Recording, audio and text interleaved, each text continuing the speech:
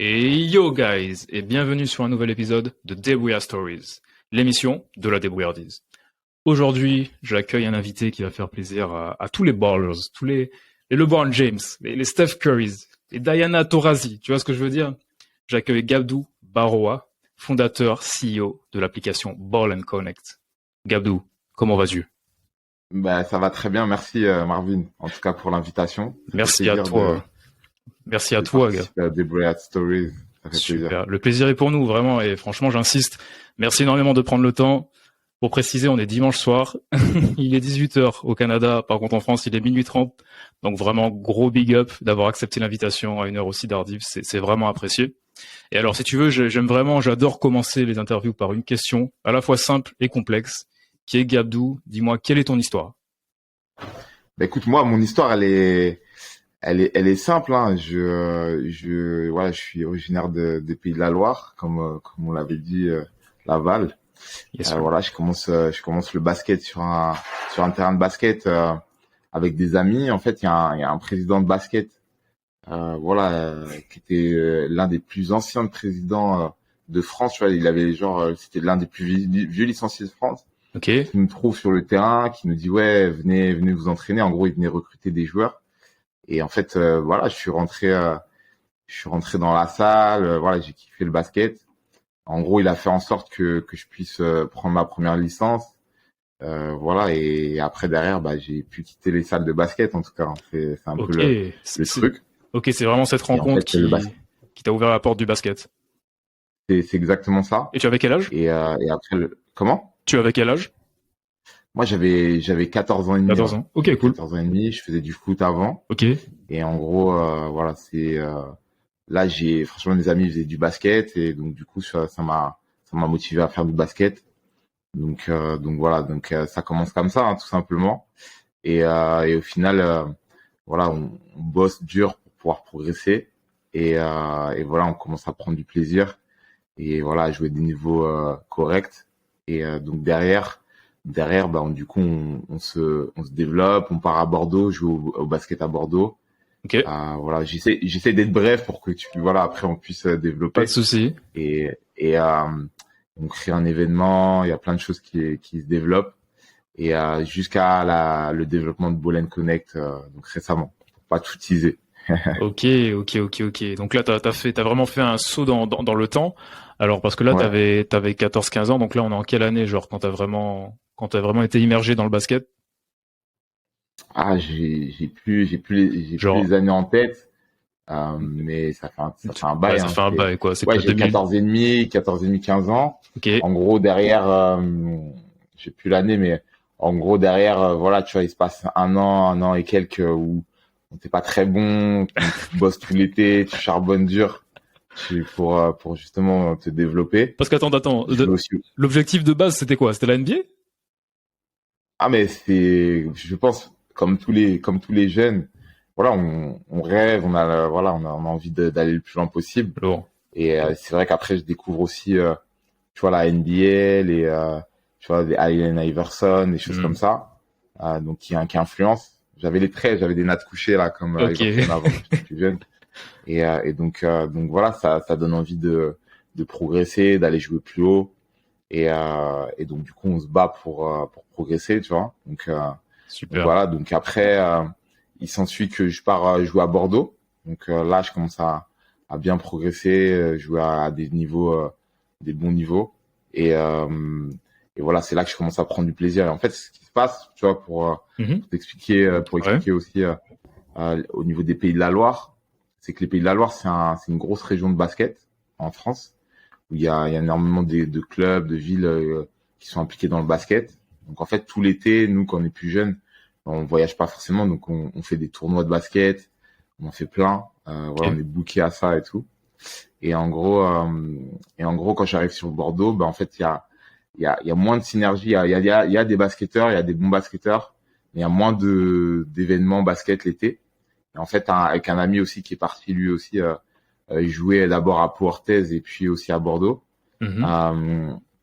On décide, lui aussi était originaire de Laval, on décide de créer notre premier tournoi. D'accord. Donc ça, c'est pendant mes études. voilà, dans mes Tu fais études quoi comme étude? supérieures. Donc, moi, je fais une école de commerce. Ok, Donc voilà, donc je fais une école. D'abord, je fais un IUT informatique. ok, Voilà. Après, moi, je me suis rendu compte que le développement, c'était pas pour moi. ok, ok. Et après que voilà, il me fallait un peu plus de communication, voilà, d'échanges, etc. Et donc, je me dirige dans une école de commerce. Euh, voilà. Et donc, ça m'a permis de, bah déjà, en fait, faut savoir que l'école de commerce, c'est grâce aussi un peu au basket que j'ai pu faire mon prêt étudiant. Donc voilà, D'accord. donc C'est-à-dire, raconte un peu.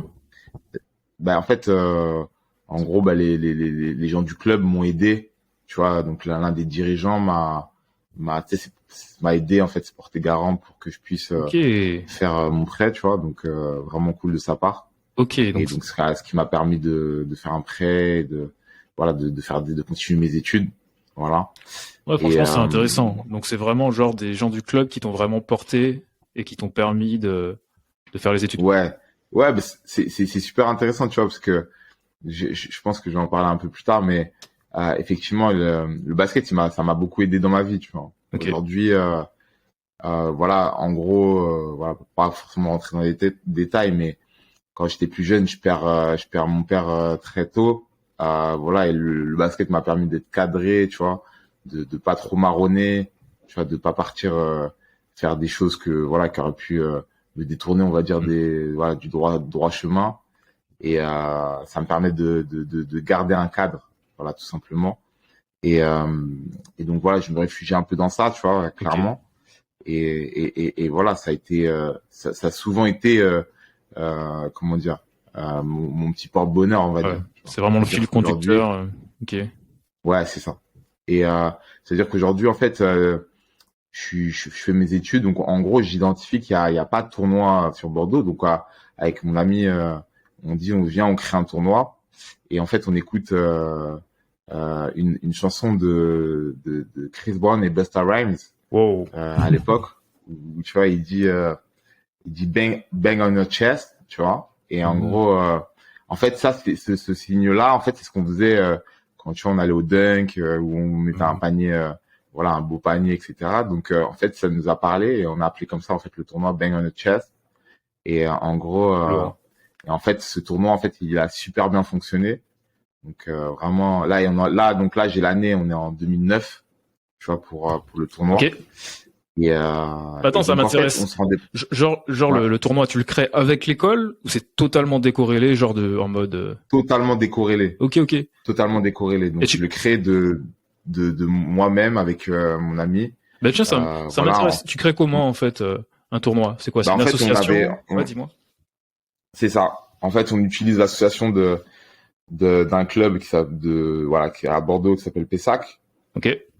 Donc, on utilise leur association comme levier pour pouvoir réserver, voilà, les structures, etc. Et aller voir la mairie, etc. Et du coup, ce qui nous permet déjà d'avoir les autorisations pour pouvoir faire le dossier, etc., écrire le projet. Et en fait, après, derrière, bah, du coup, on se dit, ouais, il faut qu'on trouve des partenaires parce qu'on n'avait pas forcément les moyens.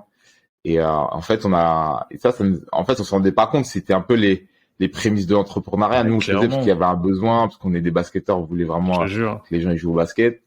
Et en fait, on a commencé en fait à aller démarcher un peu tout le monde. Et je me rappelle, on est dans la rue Sainte-Catherine, Ok. qui est la La rue plus, principale, ouais. ouais, la rue Mhm. principale, qui est la plus grande. Rue On m'avait dit que c'était la plus piétonne. grande rue de piétonne d'Europe, là. Exact, ouais. Et, en gros, en fait, on va au Lévis, c'est le mec il kiffe le projet et il dit ouais, écoute, moi tu vois, j'ai plein d'invendus. Écoute, moi, je suis chaud pour avoir une visibilité sur ton event. Et voilà, je t'offre les invendus à refiler en cadeau et tout. Et donc ça nous motive grave, tu Ah, vois. Tu tu vois, m'étonnes. putain, lourd et tout. Ouais. Et en fait, derrière, on va démarcher plein de boutiques. Il y a plein de gens qui nous donnent des choses. Et en fait, après, derrière, on s'est senti un peu pousser les ailes, tu vois. En fait, après, on est parti voir les méga CGR, tu vois, parce que Ok. les chaînes de cinéma, en fait, sur Bordeaux, c'est des méga CGR. Et en fait, on a eu trop de chance parce que c'était l'année où, bah, en fait, le Miami Heat Ouais. jouait contre Dallas Ok. à l'époque. Donc, c'était les finales NBA. Et en fait, en gros, Méga CGR, c'était la première année qui tentait de diffuser justement les finales en live dans les cinémas. Donc c'était donc la place coûtait 13 € de mémoire. Et en gros, ils nous disent, bah, putain, vous êtes tombé bien si vous avez une communauté basket, etc. Donc on leur dit, bah écoutez, si vous voulez, on crée en fait un partenariat et en fait nous on fait en sorte de vous ramener des gens et vous nous filez des places à refiler dans notre tournoi. En fait, ils ont été même plus loin. En fait, en gros, la place était 13 €, c'était assez cher quand même. Ouais. Parce qu'en plus en direct à 2 heures du matin, faut mettre l'argent et en plus se lever.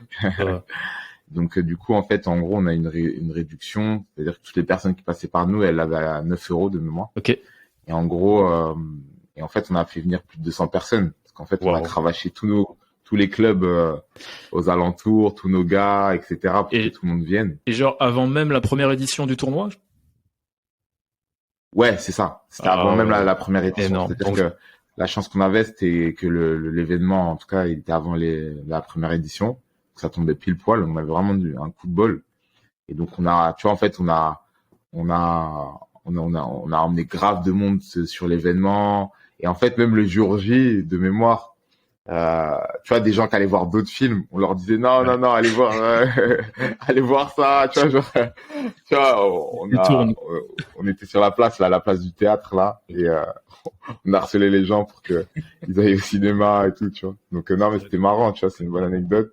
Et ça a payé parce qu'en fait, on a eu plus de 200 places et par personne, ils nous donnaient 3 places à offrir. Donc on a eu pendant 2 ans et demi, on a été au cinéma gratuitement parce qu'on a refilé pendant l'événement donc des places, mais on en a gardé aussi parce qu'au final il en restait plein. On en filait même au public. Vraiment l'événement il a été cool. Vraiment il y a eu il y avait un joueur qui s'appelle Joseph Owana.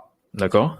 Donc il s'appelle son surnom c'était Doc Ben. Donc si vraiment tu tapes sur YouTube, tu verras il a fait à l'époque il y avait eu un tournoi de 1 contre 1 en France. Un gros tournoi qui avait été gagné justement par la Amarassi, donc l'amiral, à l'époque, tu vois. Et en gros, bah, Doc Ben, lui, il faisait partie aussi des gros joueurs qui avaient fait ce tournoi-là. Et donc, en fait, sa particularité, c'était qu'il était docteur et en plus, il jouait au basket, tu vois. Ok. Donc, le mec, tu vois, genre vraiment, il jouait en Pro B au GSA, plus il était docteur, donc ça, c'était stylé, tu vois. Je te jure. Bah, voilà, moi, je pense que j'ai encore des nouvelles de lui et son fils, là, ça va être je pense que c'est un gros potentiel. Okay. Son fils. Déjà, tu vois, ce qui me marque là, déjà, c'est que toi, t'as commencé directement par ce qu'il faut, la communauté. Genre, t'es pas tombé, tu vois, comme un cheveu sur la soupe. Tu me parles de 2009, là, on est en 2022. Enfin, voilà, t'as commencé très tôt par la communauté. Et ça, c'est vraiment lourd. C'est vraiment lourd. Mais dis-moi plus alors sur le tournoi. Donc, c'est quoi? C'est le tournoi de quoi? 3v3? C'est quoi? Non, c'était un 5 contre 5. Okay. À l'époque, le 3-3, c'était pas forcément encore dans l'air du temps. Ça marche. Nous, c'était un 5 contre 5. Voilà, t'avais tous les gros joueurs de Bordeaux. Ouais. Et des alentours. Vraiment, c'était un super tournoi. Il y avait vraiment du monde. Et ça nous a un peu révélé parce que, clairement, comme je te disais, le basket, c'est un peu mon porte-bonheur. Et en fait, ça m'a permis, en fait, tu vois, j'étais pas forcément très bon élève, tu vois, voilà, l'école de commerce, j'étais pas forcément dans le truc. Moi, j'allais tout le temps à mes entraînements, je calculais pas trop la vie de l'école de commerce, etc. Donc, j'étais pas forcément bien vu dans l'école. Alors que ça, en fait, l'année justement de ma dernière année, où il faut trouver son stage de fin d'études. Okay. Et en gros, en fait, je me dis, ça va être chaud, faut que je trouve un truc. J'avais pas forcément des super notes. En plus de ça, voilà, tu vois, donc j'avais pas forcément un réseau, voilà, pour me recommander. Et en fait, je tape un truc sur Google, parce qu'en gros, je payais j'avais commencé à payer mon prêt, etc. Donc, je flippais un peu, tu vois. Ouais. Et donc, du coup, je tape meilleurs stages commerciaux, je me rappelle. Et en fait, les mieux rémunérés, voilà. Je tombe sur tous des grands groupes. Donc c'était Philips, à l'époque je me rappelle Philips, Heineken, voilà, des grosses boîtes, tu vois, des grands groupes. Et du coup je postule qu'à ces groupes-là, c'est-à-dire je dis allez, je fais la crème de la crème, tu vois. En fait au bluff j'étais retenu par Danone et Heineken. Et pour faire quoi? Et en Parce que là, fait, on je s'éloigne du passais, basket, là. ouais, on s'éloigne du basket. C'était pour faire Excuse-moi. quoi? Quel Ah, poste? comment? C'était quoi comme poste, le stage? C'était généraliste, c'est Ouais, quoi? c'était chef de secteur. Ok. Ok, ça marche. Donc voilà, chef de secteur dans la GMS, donc Ok. hypermarché, supermarché. Et et en gros, je reviendrai sur ta question par rapport au tournoi, Ouais. mais et donc du coup en gros, en fait, et en gros, je suis retenu pour les deux, Danone et Super. Heineken. Et en gros, je passe les premiers entretiens. Tu vois, c'est vraiment, tu sais, genre, c'était surpris parce que, tu vois, c'était pas genre un entretien, c'était genre quatre Hmm. entretiens. À Heineken, t'avais des entretiens à limite de groupe, Hmm. etc. Je Donc, vois. tu vois, c'est genre, on était 35, et au final, pour 14 postes, tout le monde se regardait, tout le monde disait, qu'est-ce qui va sauter et tout, tu vois. et, euh, et au final, bah, en fait, c'est encore le basket qui m'a mis bien, parce qu'en fait, en gros, je raconte au RH et au chef des ventes, bah, le tournoi que j'ai créé, tu vois. Et, tu vois, et en fait, je pense que je l'ai tellement raconté avec la passion, tu vois, genre en mode, voilà, tu vois, c'est pour revenir justement à ce tournoi-là, que voilà, bah, comment on s'est démerdé pour avoir des partenaires. Je me rappelle parce qu'on avait investi quand même 600 euros de Domino's Pizza pour revendre les pizzas après, Non. tu vois, en slice et tout. Et, euh, et ça avait super bien fonctionné. Mais tu vois, on était un peu comme ça, parce qu'on se dit putain, on a investi notre argent, est-ce qu'on va retrouver nos billes, est-ce que les gens vont venir? Et en fait, ça a super bien fonctionné. Et en fait, quand tu montres en fait à la personne au-delà du diplôme que t'as fait des choses de ton Exact. côté et tout, bah il le ressent, tu vois. Et en fait, au final, bah ça a fait pencher la La balance balance. du bon côté. Et au final, voilà, j'ai été retenu sur le poste. Et donc voilà, on va dire que ça m'a permis de bien débuter ma carrière professionnelle, tu vois, dans un grand groupe directement. Tu vois. Et donc pour revenir sur le tournoi, bah justement c'était une belle réussite. Des gros joueurs, on fait un concours de dunk, un concours à 3 points, vraiment des super joueurs, des joueurs voilà qui évoluent pour te dire qui évoluent encore à des gros niveaux actuellement, tu vois, N1, etc. Vraiment t'as des gros niveaux et en fait on a la chance d'avoir à Bordeaux un mec qui s'appelle Vincent Mbassi, Ok. qui est un Camerounais et qui a été le coach de Boris Dio quand il était jeune. Et donc en Super. fait, justement, Boris Dio quand il est parti en NBA, du coup lui a redonné un peu, bah tu vois, il a rendu un peu ce que donc en fait, il a créé une structure qui s'appelle les Kamit et en gros qui est une structure d'accompagnement de jeunes pour les faire progresser, etc. Et en fait, ce qui s'est passé, c'est que voilà, ça a super bien fonctionné. Et en gros, du coup, tu vois, nous, on s'entraînait vraiment là-bas, mais tu vois, j'ai vu passer des joueurs peut-être, ça m'est déjà arrivé de faire des baskets avec Boris Dio, ça Non. m'est déjà arrivé de faire des baskets avec Amatem Bay, parce qu'il est originaire de Bordeaux aussi, Ok, qui je joue en savais équipe pas. de France. Ok. Voilà, tu vois, il y avait vraiment, bah, Ahmed, là, avec qui j'avais fait le tournoi, qui joue lui en Pro B, qui joue en Pro B. Voilà, donc tu vois, vraiment, il y avait un vivier de joueurs, qui a percé quoi entre guillemets pas qui a pas versé mais qui est tu vois Elio Kobo qui joue à l'Asvel bah, moi c'est mon petit il s'entraînait à mes entraînements tu vois il s'entraînait sur le côté tu vois pour te dire parce que son père c'était mon coach tu vois et Ok. donc c'est lui il venait voir mes matchs jouer tu vois et là il y a quelques mois c'est moi qui est parti voir le voir jouer à Paris Basketball contre l'Asvel tu vois c'est Lourd. ouf tu vois C'est fou. C'est fou. c'est des anecdotes vraiment, tu vois, c'est vraiment stylé, tu vois. Aujourd'hui, le basket, ça m'a beaucoup servi en tout cas dans tout ce que j'ai fait, donc voilà. Et après, en fait, en gros, je pars de d'Heineken parce qu'en gros, Mhm. je suis pas forcément retenu. Ok. Voilà, donc en gros, je quitte un CDD Ok. et en gros, les postes qu'ils me proposaient, c'était pas forcément à Bordeaux. Ouais. Quand t'es à Bordeaux, Hmm. tu connais la belle vie. Tu veux pas partir dans Quelque l'est sorte. de la France, parce qu'ils Hmm. m'avaient proposé un truc dans l'est de la France. Ok. Et, euh, et en gros, ce qui se passe, c'est que voilà, tu vois, je vais à Nantes, du coup. Je trouve Ok. un poste à Nantes. Et en plus de ça, je trouve un club à Nantes. Donc, je pars à Nantes. Et comme ma mère, elle est à Laval, donc ça me rapproche aussi Rapproche. de ma mère. Et donc voilà, et là en fait je me rends compte que tout l'écosystème que j'avais créé avec le basket, avec mon tournoi, etc.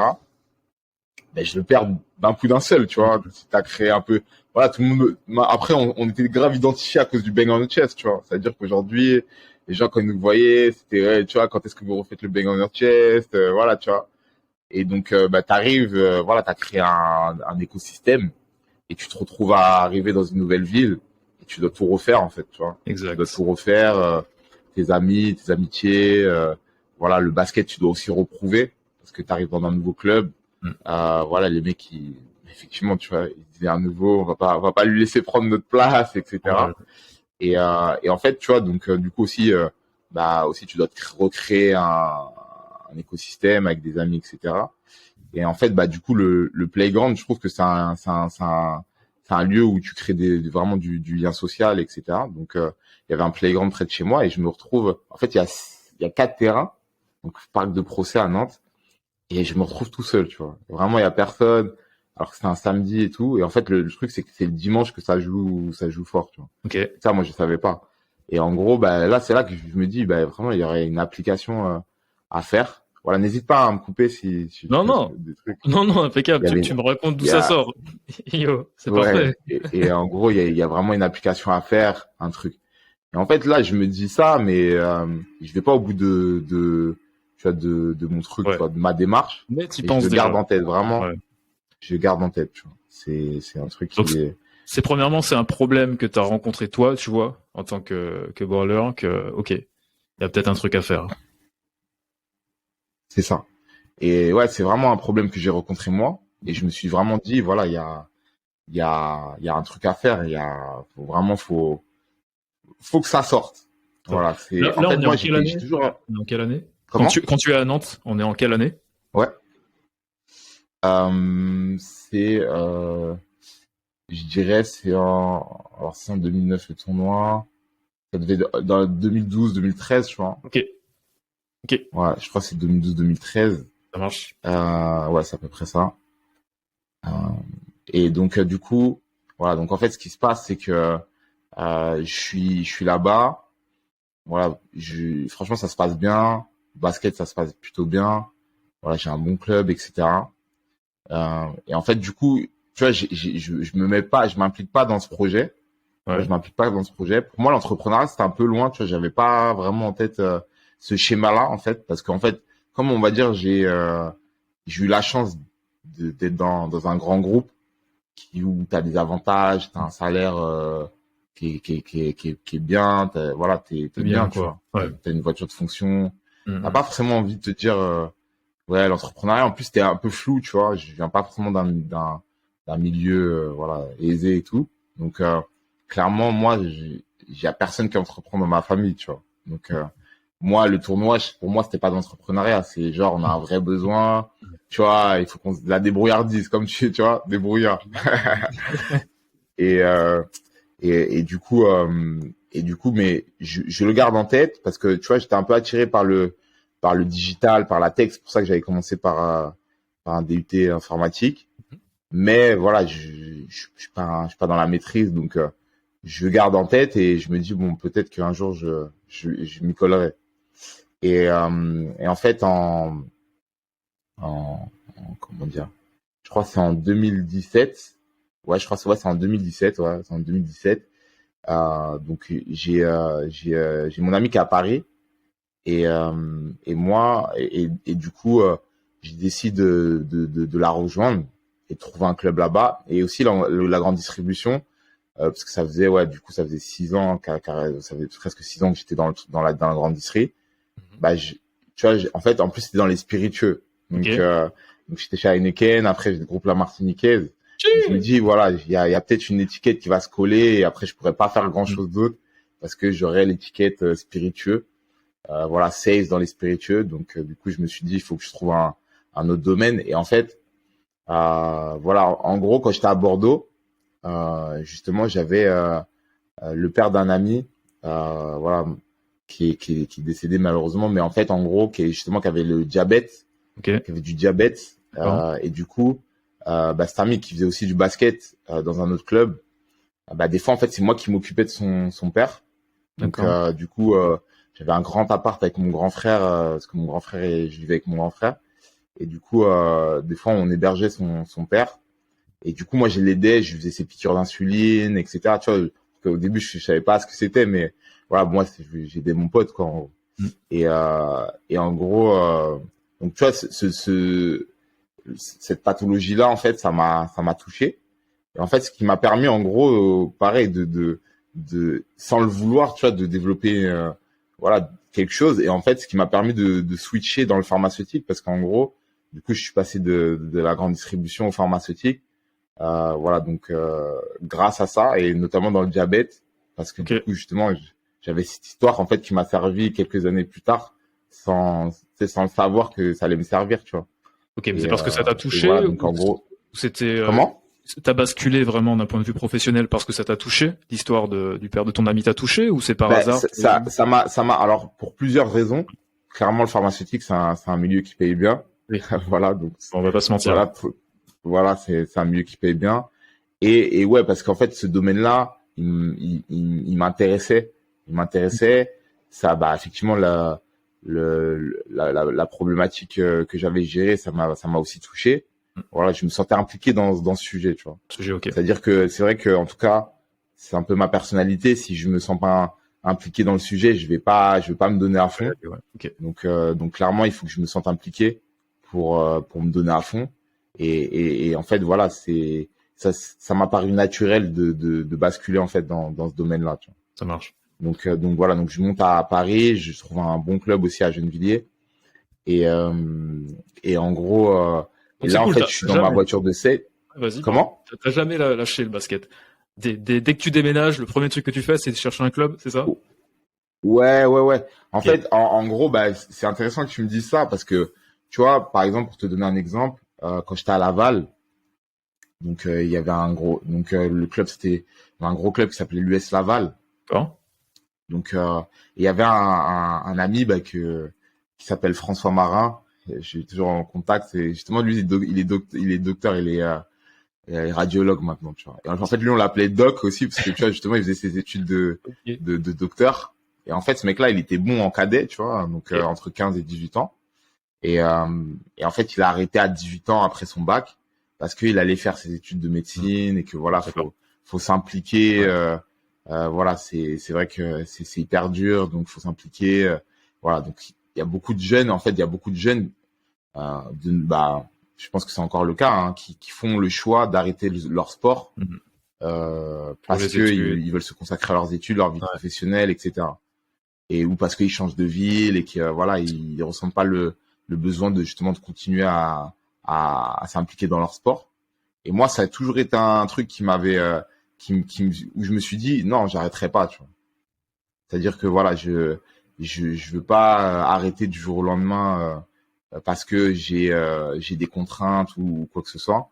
Donc je me suis toujours dit ouais, vas-y, il faut que je continue à progresser, je continue à et voilà, en plus ça m'a permis de créer un gros réseau voilà Exact. de personnes, tu vois, j'ai des amis qui sont bah justement qui sont au Canada, que j'avais été voir à Montréal, voilà, tu vois, Bon. qui m'a même hébergé alors que tu vois on jouait ensemble quand on était jeunes, tu vois, alors qu'on s'était pas vu depuis, tu vois, c'est des trucs ouf, tu vois, j'ai des potes Clairement. d'Australie, j'ai des potes partout parce qu'on se connaît, parce qu'on a fait du basket ensemble et que tu vois voilà, quand tu transpires avec quelqu'un au bout d'un moment ça crée des liens, tu vois. Tu vois.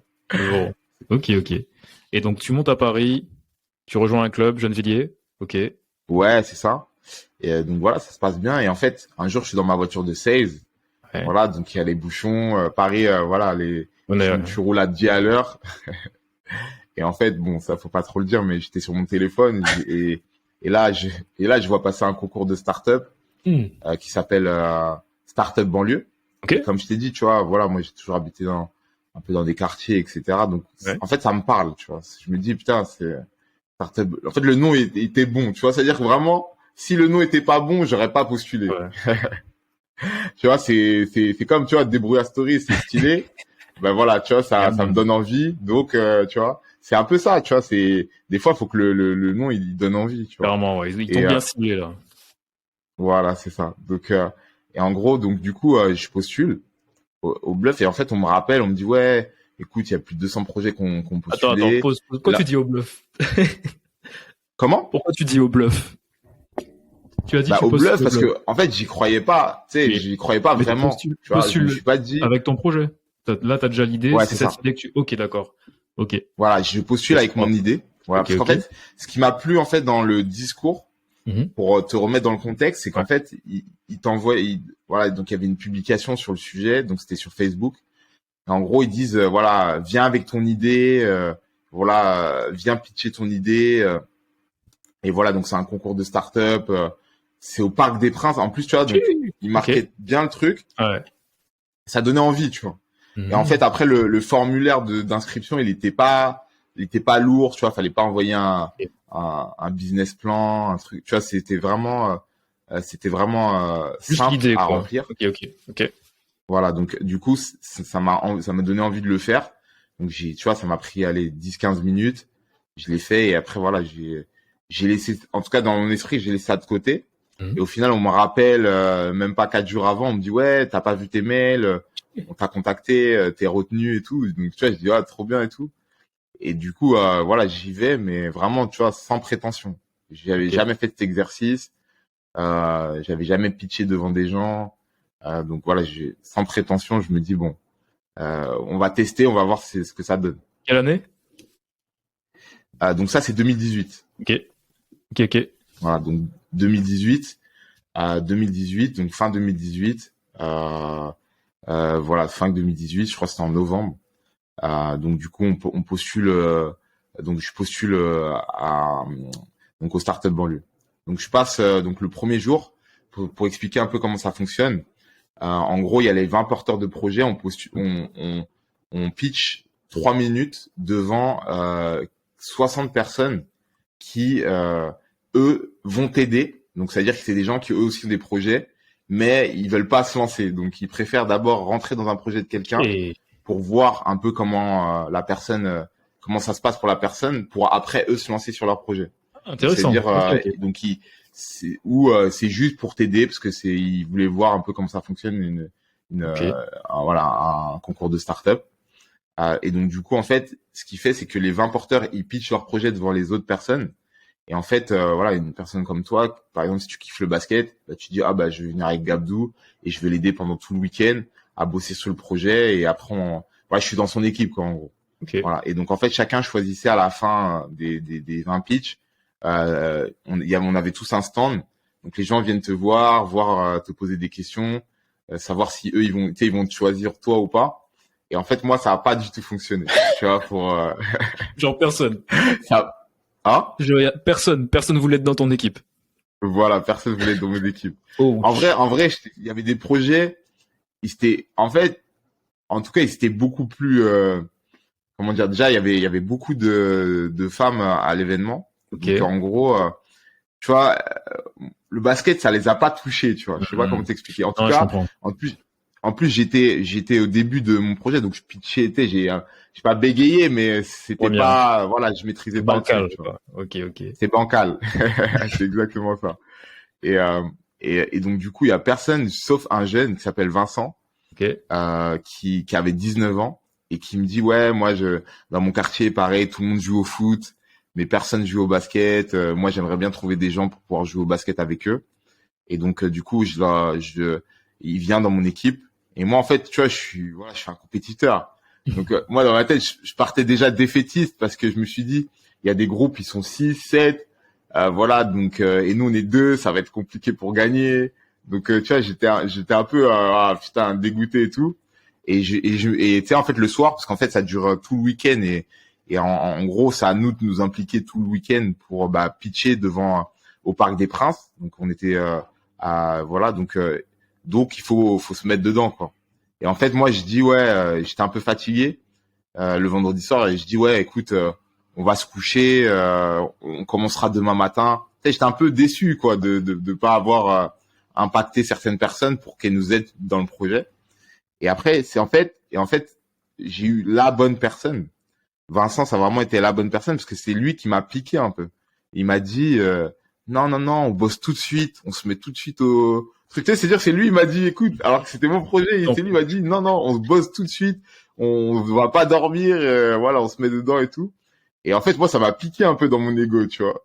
Donc, mais dans le bon sens, j'ai dit, bon, ok, vas-y, il est chaud, du coup, vas-y, on bosse. Et au final, on n'a pas dormi. C'est-à-dire, on n'a pas dormi de la nuit, on a bossé le projet à fond. Et en fait, le lendemain, donc le samedi, il y avait des mentors, donc c'est-à-dire des gens qui ont des boîtes. Et je me rappelle, il y avait même l'un des cofondateurs de Conto, de la banque Conto, qui est venu nous voir. Tu avais la directrice innovation d'Orange aussi. Voilà, tu vois, donc des gros mentors qui venaient en fait et qui peuvent te challenger sur le projet. Donc voilà, donc en gros le lendemain, bah du coup ils nous challenge et en fait je me rappelle parce que en gros la directrice innovation d'Orange, j'ai eu en dernier, donc à 18h30, tu vois. Donc c'était la dernière personne qu'elle voyait. Donc elle est arrivée tard en fait, elle est arrivée vers 16h, bref. Donc elle vient me voir et en fait elle me dit ah non, faut que tu changes tout. Et en fait en gros on était tellement KO de la veille parce qu'on n'avait pas dormi de la nuit que en gros Vincent il me dit ouais vas-y je vais me coucher, tu vois. En gros, je rentre chez moi quoi. Et en fait elle me dit ah non, faut que vous changez tout, votre pitch il est pas bon, vous l'avez pris par le mauvais bout, voilà. Après elle se met au tableau, elle nous dit tout comment faire et tout, tu vois. Et là, je fais ah ouais. Et moi, j'étais KO, mais en fait, je savais que, en tout cas, comment elle nous avait expliqué les choses, qu'elle avait raison, quoi. Donc en fait, ce qui s'est passé, c'est que, tu sais, ben voilà aussi, on savait que le lendemain, on allait pitcher devant, tu vois, 400, 500 personnes. On voulait pas se taper la fiche, donc je me dis bon, vas-y, je reste et je bosse. Et en fait, j'ai pas dormi. En fait, j'ai pas dormi pendant 2 jours. En fait. Attends, Vincent, il est parti alors là, à ce moment-là. Ouais, Vincent il est parti. Aïe. Vincent il est parti et moi j'ai pas dormi pendant 2 jours. Et c'est vrai qu'il y a un truc que j'ai pas raconté. Il y avait des projets qui étaient vraiment, en tout cas les mecs quand ils les ont pitchés, même moi ça me donnait envie d'aller dans leur projet, tu vois. Et en fait, on avait un qui s'appelait Alia. Ouais. Et en gros c'était un projet. Comment le mec te racontait ça? En fait, il était infirmier, qu'il était en fait auprès d'un public sensible, voilà, de personnes qui parlent pas forcément bien français et que du coup qu'ils allaient pas forcément se soigner parce que justement il y avait la barrière de la langue. C'était un peu ça le pitch et qu'en gros eux ils allaient révolutionner ça grâce à une application qui permet de traduire les besoins, en tout cas les problèmes de santé de ces personnes dans tous les dialectes en fait, qui sont posés, voilà, dans tous les dialectes pour justement que ces personnes puissent se soigner, etc. Mais en gros, comment lui l'a fait, toi-même t'as envie de rentrer dans son projet. Et en gros, lui, il a eu au moins 7 ou 8 personnes sur son projet. Et en fait, il y avait on va dire son cofondateur qui s'appelait Anouret, qui est en gros, lui arrive le samedi, mais il arrive le samedi dans l'après-midi. D'accord. Et en gros, en fait, les responsables du truc, ils disent non, en gros, tu vas pas avec Alia parce que t'es arrivé trop tard. Non, ils sont déjà plusieurs et tout. Et après ils disent bah écoute, on donne les noms des autres projets et voilà, tu choisis. Et en fait, il voit qu'il y a un projet sur le basket, il dit ah ouais c'est cool et tout. Ben je vais aller avec eux. Et en fait, c'est comme ça que je rencontre Anouret. Donc du coup, voilà, qui arrive vers 16h, 17h. Et en gros, on parle. Et en fait, ce qui a été anecdotique, c'est qu'en fait, Anouret et moi, on parle. Et en fait, on parle pas trop du projet. On parle vraiment de nos vies. Tu vois, on se parle vraiment, tu vois, pendant plus d'1h30 de nos vies. Et franchement, ça match vraiment en termes de valeurs, etc. Je sais pas comment, je peux pas t'expliquer. Mais tu vois, ça a super bien fonctionné. Tu vois, ça a super bien matché. Et du coup, en gros, bah, le lendemain, il revient justement et il nous crée des écrans d'applications, tu vois, mais juste les designs en tout cas. D'accord. Parce qu'il est dev. En fait, je comprends bien, il est dev de base. Il est développeur. Alors, excuse-moi. Tu m'entends pas? Allô? Ouais, tu m'entends? Dis-moi. Il est développeur? C'est ça. Ok. Ouais, il est développeur. Okay. Anouret, il est développeur. Et donc du coup, en gros, ce qui nous permet d'avoir une vision un peu technique du projet, tu vois. parce qu'effectivement, nous, on n'était pas du tout développeurs, tu vois, on avait l'idée, mais voilà, la partie technique, c'est pas notre truc. Donc vraiment, c'était un peu le maillon qui nous manquait, en tout cas, pour bien préparer, pour bien présenter le truc. Et en fait, le lendemain, on se prépare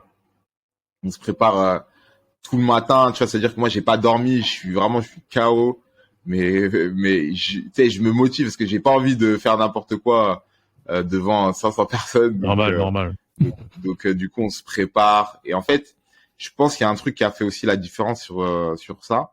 C'est qu'à la base, c'est moi qui devais présenter tout seul. Ouais. Et en fait, je dis aux gars quand ils reviennent le matin, je leur dis, écoutez, en fait, le basket, c'est un sport collectif. Et je me dis, en fait, ce qu'on va faire, je me rappelle, j'avais une balle dans ma voiture.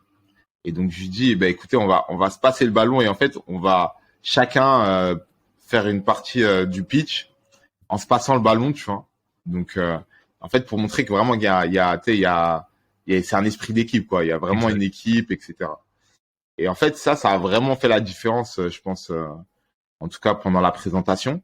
Parce que déjà, je pense que le public, ça les a amusés de voir les mecs, on arrive avec un ballon, dès qu'il y en a qui parle, l'autre, il prend le ballon et tout, tu vois. Donc, ils ont trouvé ça cool.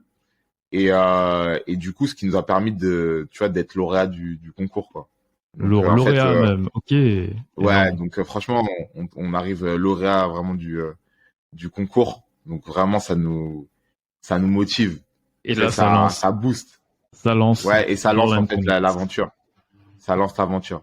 Super. Ça lance l'aventure parce qu'en fait, au final, derrière, du coup, donc il y a l'euphorie, tout le monde vient te voir, bravo pour ton projet, etc. Donc t'es content, tu te dis putain, c'est un truc de fou. T'es dans ta routine, basket, travail, maison, tu vois ce que je veux dire. Voilà, t'étais dans ta routine et là, en fait, tu te crées une nouvelle opportunité que t'avais pas forcément imaginé. Et en gros, ce qui se passe, c'est que du coup, je dis les gars, vas-y, on va s'associer. Tu vois, genre, on est directement dans une logique à vouloir s'associer, etc. Et en fait, après l'euphorie, quand elle est retombée, en fait, c'est là que tu vois en fait si les gens sont solides ou pas. Et par exemple, Vincent, qui m'avait super bien aidé, comme je t'ai dit, il a été limite même moteur dans le fait que je m'implique moi-même dans le truc. Yes. En fait, il me dit en fait moi j'ai pas forcément le temps, j'ai mes études et je me sens pas d'attaque de commencer un projet. Tu vois, après là, tu sais, même pas 20 ans, tu vois, je peux comprendre, tu vois. Exact. Moi, à 20 ans, je voulais pas entendre parler d'entrepreneuriat, je voulais que faire du basket, tu vois. J'étais dans une logique, voilà, faire beaucoup de sport, voilà, tu vois, être meilleur au niveau sportif. Et si je pouvais que faire du sport, j'aurais fait que du sport, tu vois. Donc en fait, on est dans cette logique-là. Parce que là, t'as quel âge en 2018 Comment? T'as quel âge en 2018 En 2018, c'est il y a 6 ans, donc j'ai 27 ans. Ok. Voilà, donc c'est à 6 ans, donc j'ai 20, non, c'est il y a 4 ans, excuse-moi. Donc j'ai 29. Ok. Et là, tu te dis, ok, 29. let's go. Comment? Là, tu te dis, let's go. C'est le moment. Let's go, ouais, c'est ça. Je me dis, let's go. Et donc là, donc moi, je me dis, vas-y, on se lance. Anouret, lui, il avait son autre projet, dont je t'ai parlé. Alicia, ouais. Et, mais il dit, ouais, vas-y, moi, je suis aussi chaud pour me lancer. Voilà, en tout cas, sur la partie technique. Voilà, vous aider, vous donner un coup de main. Et donc, du coup, nous, on se lance à fond. Mais en fait, il y a en fait, déjà, comme c'était l'hiver, tu vois, comme c'était en novembre. Ouais. Mais en fait, il y a le down psychologique. Il y a les fêtes de fin d'année. Voilà. Et là, en plus, on se connaissait pas d'avant, tu vois. Donc, c'est-à-dire, tu vois, c'est pas quelqu'un que tu t'appelles, t'as l'habitude d'appeler, etc. Et donc, du coup, voilà, voilà, voilà, c'est pas fluide, entre guillemets. C'est pas fluide. Et donc, du coup, en fait, il faut se remotiver. Janvier, je vois que personne s'appelle, personne s'appelle, etc. Donc, je dis bon. Et en fait, fin janvier, donc moi, je relance le truc. Je dis ouais, il faut qu'on se mette, faut qu'on se motive. C'est un super projet. T'as vu, en vrai, si on a gagné le prix pour rien faire, ça sert à rien. Faut qu'on se lance. Après, lui, il dit ok. Donc on se met une routine, c'est-à-dire que comme vraiment on avait moi j'avais des semaines incroyables, tu vois, je taffais, le taf me prenait basket, énormément de temps, plus le basket le club. soir. Ouais. Moi je faisais 3 entraînements par semaine, plus les matchs le week-end. Tu vois, donc quand j'allais pas faire aussi un petit entraînement de muscu ou quoi, donc tu vois, ça faisait des grosses semaines. Et en fait derrière, bah en gros bah il nous restait que le dimanche, donc on se motivait en fait tous les dimanches matins. Donc tu vois, c'était dimanche à 9h, mais ça commençait à 10h, quoi. Voilà, tu vois, on disait 9h, mais c'était plus 10h que 9h. Et mais en tout cas, voilà, on se motivait tous les dimanches à travailler. Donc franchement, on se faisait vraiment une vraie après-midi à bosser sur Ball & Connect. Et au final, au début, ça a commencé comme ça. Okay. Et régulièrement, on a essayé d'avoir une routine assez régulière. Et après, derrière, en fait, j'ai vu que ça avançait pas forcément comme je voulais, parce que déjà, à Nourette, il avait plusieurs activités. Et qu'entre guillemets, bah en fait, il fallait vraiment que je sois driver du truc. Ouais. Et en fait, à un moment donné, bah je me suis dit ça y est, faut que je me motive. Et donc du coup, j'ai lancé les réseaux j'ai lancé les réseaux sur les réseaux sociaux, et en fait, c'est comme ça que ça nous a permis de créer la communauté. OK. Et en fait, tu vois, comme moi j'avais déjà un réseau basket, bah déjà les gens ils étaient contents, tu vois, genre ils nous ont poussé, ils disaient quoi, c'était cool et tout. Et en fait, ça nous a permis de créer le début de notre communauté, quoi. Et après, derrière, en fait, il y a des gens qui sont manifestés pour nous aider. Vraiment, on a vraiment une aura positive autour de notre projet. Et notamment une fille qui s'appelle Inès, qui a en gros, bah, est venue me voir jouer quand je jouais à Nantes, etc. Okay. Et elle qui habitait Nantes, qui m'a dit ouais, mais moi je suis designeuse d'applications. Et en gros, si vous voulez, je peux vous aider et tout, tu vois. Lourd. Donc vraiment ça s'est bien imbriqué. Et donc du coup, elle nous a aidé à créer les maquettes de l'application. Et en fait, à Nourette, il n'avait pas forcément le temps de développer. Ok. À Nourette, il n'avait pas le temps de développer. Et donc du coup, on a trouvé un mec pour un stagiaire, tu vois, qui avait besoin lui vraiment. Et tu vois, ça c'est vraiment la débrouillardise, parce qu'en fait, lui, il sortait de ses études. Donc, il avait un bac+5 dans le développement. D'accord. Et en fait, en gros, il trouvait pas de taf. Okay. On lui demandait de l'expérience. Voilà. Et donc, en fait, c'était un bon compromis. Donc, moi, en fait, je lui ai vendu un peu le truc. Écoute, voilà, le projet, il a du potentiel. Voilà, toi, ça te permet aussi de garder la main et voilà, d'apprendre un langage. Donc, attends, c'était quoi? Il était stagiaire? C'était quoi? Ouais, c'était même pas un stagiaire, parce qu'en fait, on n'avait pas de statut encore. On n'avait même pas encore déposé de statut. Ok. C'était, en fait, il s'appelait Anis. Ok. Et en fait, c'était un échange de bons procédés. Je sais pas comment t'expliquer. C'est-à-dire. Non, mais clairement, ça se fait beaucoup dans le freelancing. Ouais, c'était en fait, on s'entendait bien aussi. Il y avait, tu vois, franchement, des valeurs communes. On avait écouté ce qu'il voulait faire. Voilà, on lui a dit que voilà, nous c'était quoi notre projet. Il kiffait le projet parce que lui aussi il kiffait le basket. Donc du coup voilà, ça matchait. Lui, il avait pas d'intention de prendre des parts. Il était vraiment c'était vraiment sain. En tout cas, c'était une relation assez saine. Et donc du coup, ce qui nous a permis d'avoir un premier prototype. Voilà, un premier aperçu de l'appli. Et en fait, ça a motivé Anorette. Okay. Vraiment, ça a motivé Anorette parce qu'il s'est un peu senti piqué lui aussi. Tu vois, c'est un peu comme Vincent quand il m'a piqué. Ouais. Il s'est dit, bon, attends, comment ça, moi, je dev pas alors que, tu vois, il y a un mec qui dev. Et du coup, Anorette, il a tout repris. Après, derrière, il a commencé à développer l'application. Et là, c'est là qu'il s'est impliqué. Et en fait, fin 2019, en fait, en gros, on voyait qu'il y avait une baisse de motivation. Ouais. Parce qu'on avait toujours nos activités à côté, etc. Ok. Et en fait, moi, en gros, on avait réussi à créer un petit écosystème autour de notre projet. Et en gros, je dis, en fait, il y a une fille qui s'appelait Oumi qui nous dit, ouais, en gros, si vous venez, on lance une campagne de financement, parce que s'il manque de l'argent pour pouvoir faire le projet, autant qu'on fasse ça. Et moi, j'étais pas trop chaud, j'ai pas l'habitude de demander de l'argent et tout. Et en fait, mais à l'unanimité, ils étaient tous chauds. Donc, du coup, on lance une campagne de financement participatif. Et en fait, pour pouvoir lancer la campagne, on a eu la chance, grâce comment dire, le fait qu'on a été lauréat, d'avoir un incubateur pendant 4 mois. Ok, super. Et en fait, c'était des locaux. Attends, dès le début ou ça c'était fin 2019? Non, on les a eu à partir de mars. Ok. Mars 2019. Ok. On les a eu pendant 4 mois. Ok. Et en fait, après, quand on les avait plus, donc attends, derrière, donc genre entre 2018, en gros pendant 1 an, vous étiez en mode side project, vous travaillez de chez vous? C'est ça. Ok, ça marche. C'est ça. On était en side project, mais à un rythme vraiment pas élevé. Pas élevé, ouais. Clairement, comme je te disais, c'était quelques dimanches. Ouais. Je voyais des dimanches. Voilà, c'était régulier, mais ça avançait pas vite. Hein. Clairement, c'était pas la folie. Et là, incubation. C'est vraiment Comment? Et là, à partir du moment où vous êtes incubé, c'est quoi? C'est full time ou ça reste un side project? Bah, ça reste un side project. En fait, Okay. On a incubé. Ouais. Mais on commence à prendre les choses au sérieux parce qu'on se dit putain, on a la chance d'avoir une incubation, donc on commence à même limite prendre des cours. Tu vois, il y avait des cours un peu, voilà, des modules, voilà, pour des workshops plutôt pour développer le projet. Donc on commence à y participer, etc. pour s'améliorer tout simplement. Et après voilà, à un moment donné, on voit passer un truc sur la campagne de crowdfunding et c'est là qu'on se met à se dire ok, on va en faire une. Et en fait, ce qu'on a fait, c'est qu'on a fait un événement qu'on a appelé Comment connecter la communauté basketball.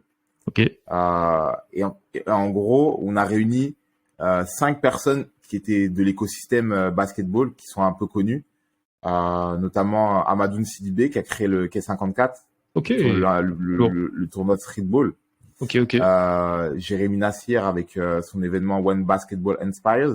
En gros, il réunit 30 artistes autour du basketball justement et qui font des œuvres d'art autour du basketball. Je vois. L'année où il a fait ça a justement réuni plus de 10 000 personnes en fait il avait pris un parking désaffecté où il a exposé les œuvres. Il y a eu 10 000 personnes en 3 jours qui sont venues à son expo. Donc voilà, donc ils ont parlé, ils ont débattu sur l'événement et en fait l'événement il a super bien fonctionné. On a eu plus de 400 personnes et en fait ça a lancé notre campagne de financement. Okay. En fait, on avait utilisé ça comme thème, donc comment connecter la communauté basketball. Il y avait le débat, tout le monde venait et à la fin on annonçait que nous on allait lancer l'appli qui allait connecter la communauté basketball. Super smart, voilà. Vraiment super smart.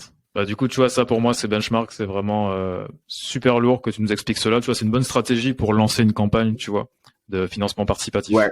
Vraiment le baser sur un événement où tu cibles vraiment la bonne communauté. Ok, cool. C'est ça. Et donc réussite. C'est vrai que on a capitalisé. Comment? Je suppose que c'était une réussite. Vous l'avez fait via Ulule ou? Ouais, c'était une réussite. Okay. Alors, c'est bien aussi de dire ce qui ne s'est pas mal passé. Dis-moi. En fait, l'événement était une réussite. Mais en fait, on avait mal géré pour la récolte des dons sur le jour. Ouais. Parce qu'en fait, quand tu as 400 personnes, même s'ils donnent 10 euros, en fait, on cherchait 8 000 euros. Okay. S'ils donnent 10 euros, tu as déjà la moitié le premier jour. Ouais. Sauf que nous, on a mal fait les choses. On avait mis un QR code, mais les gens l'ont pas forcément scanné. Il y en a, ils avaient un peu d'argent en espèces, mais on n'avait pas de truc pour récupérer l'argent. Ouais. Donc, en fait, au final, on n'a pas pris beaucoup d'argent sur la campagne. Et après, derrière, on a cravaché pour les rappeler, tu vois. Et donc, ça, c'était la galère, tu vois. La leçon, là, anticiper le mode de récolte, quoi. C'est exactement ça. Anticiper les modes de récolte. N'oubliez pas votre objectif. Parce qu'en fait, les gens ont passé une bonne soirée, tout le monde a kiffé. Les intervenants, vraiment, ils étaient top. Tu vois, en plus, Amadoun Sidibé, c'est une très grosse personnalité. Donc, vraiment, les gens, ils ont kiffé. Et en fait, mais sauf que nous, on a oublié notre objectif qui était de récupérer de l'argent.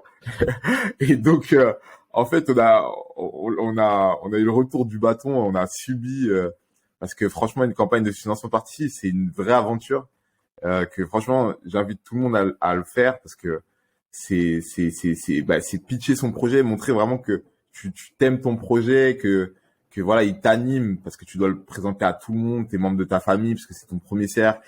C'est ton entourage, c'est des gens voilà qui vont participer parce qu'ils croient en toi, parce qu'ils croient aussi au projet, parce que tu leur fais croire aussi au projet. Et voilà, donc c'est une vraie bonne expérience, tu vois. Super. En tout cas, qui est intense parce que tu vois, t'as envie de réussir. Parce qu'en fait, le principe justement en tout cas de la plateforme Ulule, si t'as pas tous les gains, tu perds tout et tout le monde récupère son argent. Donc vraiment, ça a été intense jusqu'au bout. Donc, début 2020, mi 2020, mi-janvier 2020. Ouais. Donc, on réussit la campagne de 8 000 euros. Et là, ça vraiment, psychologiquement, tu vois, c'est comme la campagne, c'est comme le concours. Tu vois, c'est un effet placebo. Un tremplin, ouais. Ok. Ouais, c'est un tremplin, clairement, pour aller plus loin. Et là, ça nous met dans une dynamique positive. Et là, on se dit, là, il y a un vrai truc à faire. Donc du coup, en mi-juin 2020, ok, on décide de créer les statuts. Donc, on décide de créer les statuts et de lancer la structure et de se lancer dans l'aventure. Génial. Donc, on était toujours en side, okay. Mais on décide de créer les statuts pour faire les choses bien et voilà, avancer sur le projet, commencer à recruter des stagiaires, etc. Ok. Bah écoute, franchement, j'ai plein de questions à te poser. Là, je vois que le temps passe. Mais juste pour rewind un peu, c'est vrai qu'on n'a pas expliqué Ball and Connect. C'est quoi Ball and Connect? Est-ce que tu peux nous en dire un peu plus? C'est vrai que le nom, il s'explique lui-même, tu vois. Mais explique-nous quand même, c'est quoi? C'est quoi? Ouais, c'est vrai que j'ai même pas dû. Ouais, le temps il passe trop vite. J'ai même pas expliqué. Donc Ball and Connect, c'est quoi? C'est vraiment donc une startup qui a pour l'ambition de fédérer l'ensemble de la communauté basketball, vraiment autour de 3 points cruciaux: la communauté, le jeu et la progression. Okay. Donc en fait, on a un slogan qui s'appelle Find, Play, Progress. Donc Find, c'est trouver la communauté, trouver les joueurs autour de soi, les terrains. Donc le Play, c'est développer la pratique au sens large. Tu vois, donc voilà, trouver des événements, pouvoir créer des matchs en très peu de temps. Et la partie Progress, c'est comme tout sportif, quel que soit son niveau, qu'on joue une fois le dimanche, on a envie de mettre ses paniers, ou qu'on veut jouer 4 fois par semaine pour devenir potentiellement pro, effectivement, on souhaite progresser. Donc, c'est faire en sorte que les sportifs, en tout cas les basketteurs, puissent progresser et aller le plus loin possible dans leurs objectifs respectifs et personnels. Et en gros, notre application, elle permet de géolocaliser les terrains de basket, les événements autour de soi, connaître l'affluence des joueurs et organiser des matchs. Voilà. Lourd. Donc, en gros, c'est ça qui nous anime tous les jours et sur lequel on essaye de développer notre communauté. Sur toute la France, l'application est en place. L'application est vraiment sur toute la France ou focus Paris? Ouais, elle est disponible sur toute la France. Elle est même, on le dit pas forcément, mais elle est déjà disponible à l'étranger. Okay. Mais en fait, ce qui est possible, c'est ce qui est en fait, donc pour l'instant, elle est en français. Voilà. Et donc, en fait, on a déjà plus de 60 terrains qui ont été ajoutés à l'étranger. Ouais, quand même. J'espère que tu nous en ajouteras d'ailleurs. Oh, sure. T'inquiète pas. C'est déjà installé. Et donc voilà. Et l'objectif, c'est justement de se développer déjà dans un premier temps en Île-de-France et après potentiellement, au national, puis à l'international, voilà, le plus rapidement possible, voilà. Lourd. Et tu sais, il y a et faire en sorte que tout le monde puisse se connecter, jouer ensemble, etc. Ce serait ouf, quoi. Franchement, c'est génial. Je suis arrivé au Canada il y a quelques mois et donc j'ai hâte que l'hiver finisse pour essayer l'appli et trouver des gens avec qui play, tu vois. Donc je te dirai ça. Avec plaisir. Mais dis-moi, j'avais plusieurs questions. Donc là, ok, tu m'as expliqué Ball and Connect. Vous avez combien d'utilisateurs à l'heure actuelle? Écoute, on a plus de 23 000 utilisateurs sur l'appli. Super. Donc l'appli, on l'a lancée en avril 2021. Ok. Parce qu'il nous a fallu un petit moment pour la lancer, voilà, faire les tests, etc. En fait, la chance qu'on a eue, c'est comme on a créé la communauté, et ça, je pense que c'est un truc qui est plutôt, voilà, on a créé la communauté avant de lancer le produit. Exact. Et c'est ça qui a fait que je pense que ça a fonctionné. Clairement. Parce qu'en fait, on s'en rendait pas compte, on n'avait pas forcément de stratégie, on s'était pas dit, ouais, il faut faire comme ça, voilà, on avance en marchant. Et en gros, c'est-à-dire que quand on a lancé la bêta privée, on voulait 100 personnes pour pouvoir tester l'appli. On en a eu 1800. Wow. Donc vraiment, ça nous a vraiment stimulé. Et après derrière, voilà, on a eu une progression constante depuis qu'on a lancé l'appli. Tu vois, on est passé de 1800 à à 23 000 en 9 mois, tu vois. Donc c'est plutôt encourageant Clairement. Pour la suite. Clairement. Alors, petite parenthèse vite fait sur l'application, vous l'avez lancé comment? Vous l'avez financé? C'était totalement internalisé? C'est Anorect qui On a l'a... tout internalisé. Ok, super. Voilà, donc Anorect, voilà, Anorect et un stagiaire qu'on a, Ok, voilà, qu'on a payé nous a permis, voilà, de faire en tout cas la première version de l'appli. super. Et en fait, on a eu une rencontre aussi qui nous a, comment dire, un peu changé le mindset. Parce qu'en fait, effectivement, une appli, ça peut devenir rapidement cher. Et en Mhm. fait, en gros, le mec nous a dit, mais les gars, n'attendez pas, parce qu'en fait, nous, on était l'hiver, voilà, on bossait sur le truc, on s'est dit, bah, il faut on fasse toutes les fonctionnalités possibles et imaginables que l'on pensait. Et en fait, il nous a dit, non, non, non, non, non, lancez votre appli, il faut vraiment que vous travaillez avec vos utilisateurs, etc. Et là, c'est ça qui nous a changé un peu le mindset. Et après, derrière, en fait, on s'est dit, bah, on fait ce qu'on peut faire. Voilà, on fait une ou deux fonctionnalités de bien, on la teste avec nos utilisateurs et puis on avance avec eux, avec leurs recommandations, voilà ce qu'ils veulent, etc. Et c'est ça Génial. ce qu'on fait depuis qu'on a lancé l'appli, c'est-à-dire qu'aujourd'hui on challenge toujours notre appli via nos utilisateurs, voilà via leurs recommandations pour pouvoir justement améliorer l'application au fur et à mesure de leurs demandes. Et alors qu'effectivement, si on n'avait pas forcément écouté cette personne, on serait peut-être encore là en 2022 dans notre Ouais. grotte à tester, retester et créer des nouvelles fonctionnalités sans leur montrer à quoi ça ressemble, quoi, tout simplement. Super, bah écoute, ouais, exactement ça. Donc ouais, vous avez eu un MVP et puis vous avez mis là en place la stratégie en Lean, quoi. Lean Startup. Au fur et à mesure, vous itérez, vous ajoutez des fonctionnalités clés en fonction des retours utilisateurs. Impeccable. Super, super, super. Bah écoute, ouais, c'est clair pour moi sur l'application. Et ouais, je me pose toujours la question comment une startup peut se lancer avec une application parce que c'est vrai que c'est coûteux. Et là, l'avantage que vous aviez, bah vous l'avez développé en interne, donc ça c'est vraiment génial. Et je reviens sur le côté side projects, puisque là, juste pour faire comment dire, le rétro planning, tu vois, la timeline. Vous êtes resté combien de temps en side projects et à partir de quand vous êtes devenu full time sur le projet? Bah écoute, on est resté en side project. Bah si tu vois, c'est de 2019, Mhm. on va dire 2019. Moi, je dirais vraiment parce que on va dire le premier semestre 2019, il n'était pas vraiment impliqué. On n'était pas vraiment impliqué. C'est devenu un side project sur la deuxième partie de 2019.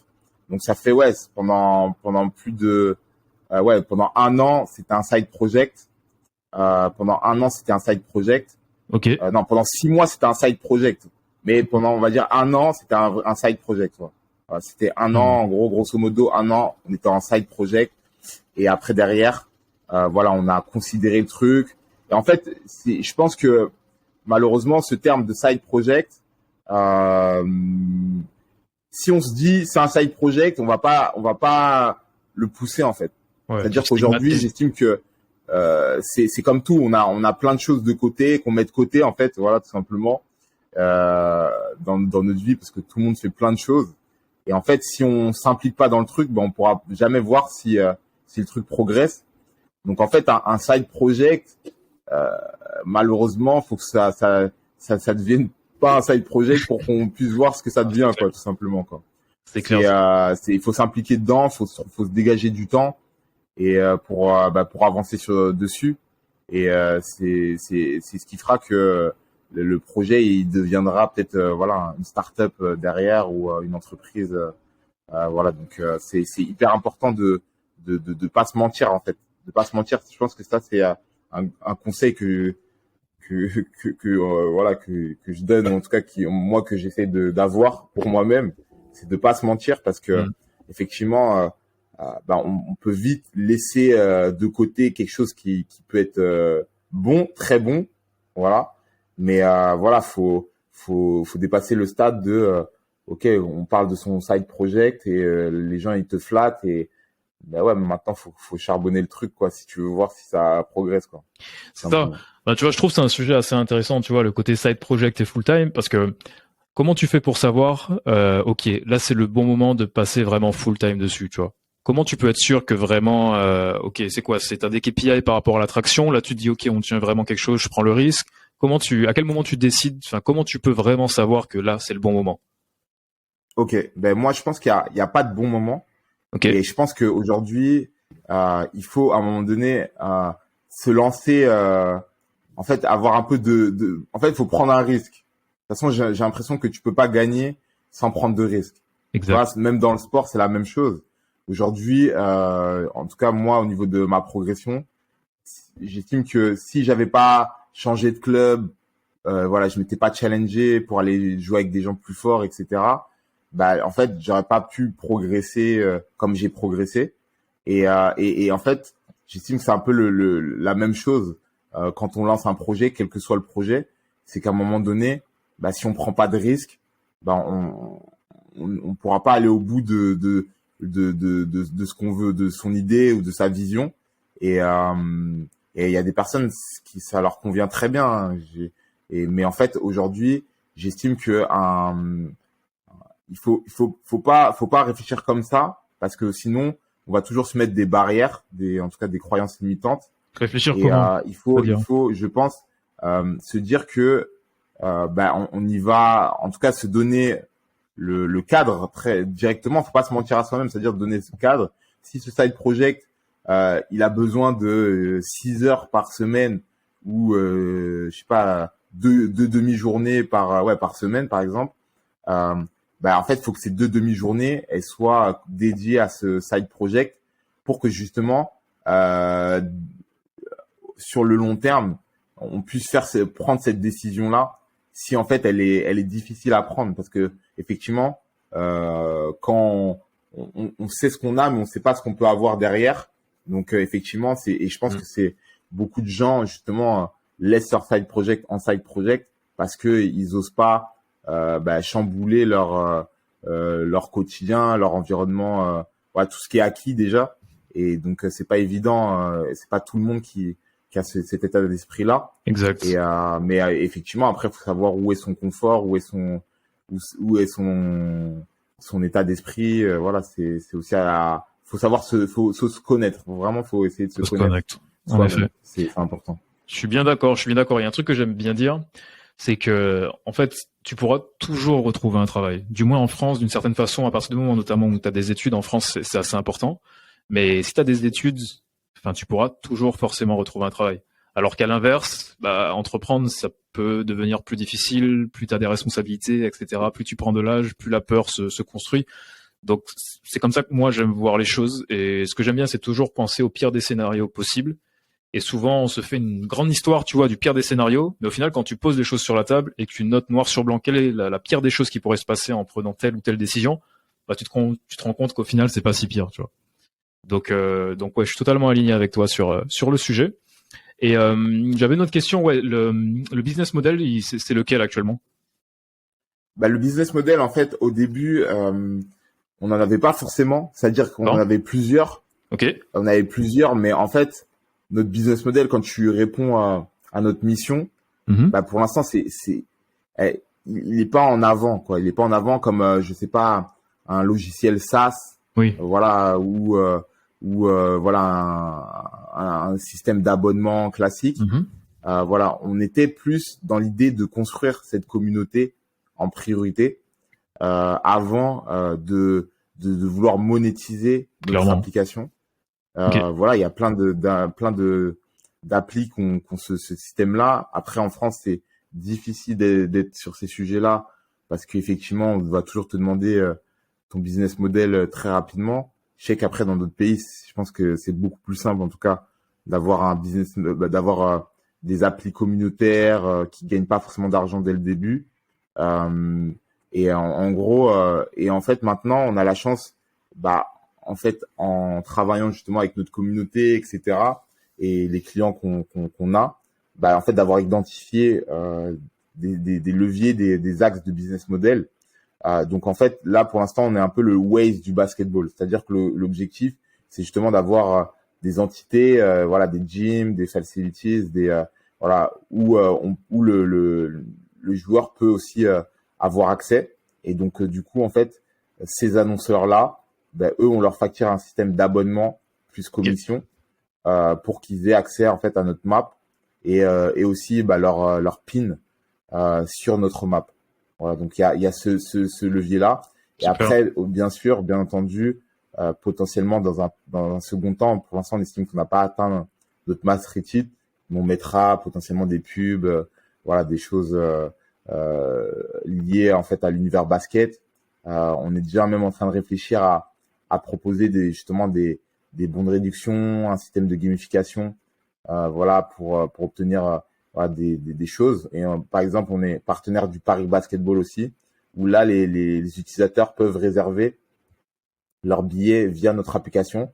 Et grâce en fait au fait qu'on a construit une belle petite communauté, ben, on a une réduction voilà, pour nos utilisateurs, ce qui fait que bah, ils vont payer leur billet beaucoup moins cher que la personne qui vient devant le match et prend son billet, quoi. Ok, super. Bah, j'en profite, petite dédicace à Simon du Paris Ouais, Basketball qui nous a mis en contact. C'est grâce à lui qu'on ouais, a cette interview aujourd'hui. Donc c'est super cool. ouais. Bah écoute, ok, c'est très Merci clair. Simon. Exact.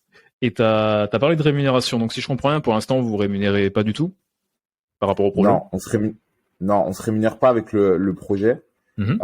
Voilà, donc ça aussi faut c'est vrai que voilà le monde d'entrepreneuriat c'est pas évident. Voilà, il y a pas que des gens qui lèvent des fonds. Voilà. Exact. Et même ceux qui lèvent des fonds, des fois, se rémunèrent pas. Hein. C'est Faut vrai. savoir que les levées, des fois, c'est pas forcément pour se rémunérer, mais bon, voilà, je vais pas rentrer dans le détail, mais effectivement, donc aujourd'hui, oui, non, on se rémunère pas. Voilà, tout l'argent, en tout cas qu'on récupère, c'est pour le développement du projet. Voilà, dans un premier temps. Et, euh, et voilà, après, voilà, c'est une situation courante hein, pour les Clairement. entrepreneurs en tout cas. Clairement.